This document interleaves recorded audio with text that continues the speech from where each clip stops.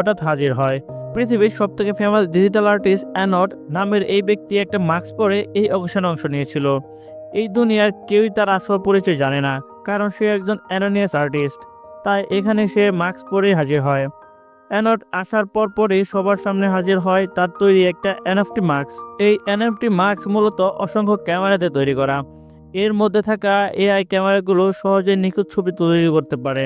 এমনকি যার মুখে মাস্কটা লাগানো থাকবে তার কল্পনা অনুসারে ডিজিটাল আর্ট তৈরি করতে পারবে। তো বুঝতে পারছো যে এই এনএফটি অকেশনের সবচেয়ে দামি জিনিস হতে চলেছে। এখন বিট শুরু হওয়ার পর অন্যরা সবার সাথেই সাইরাসও দাম হাঁকাতে থাকে। এমনকি সে $20 মিলিয়ন আকর্ষণ করে এই ডিভাইসটিকেও কিনে নেয়। এদিকে এত কিছুর মাঝে পুরো সময়টা তার দিকে নজর রাখছিল ইন্টারপ্রো অফিসার এবি।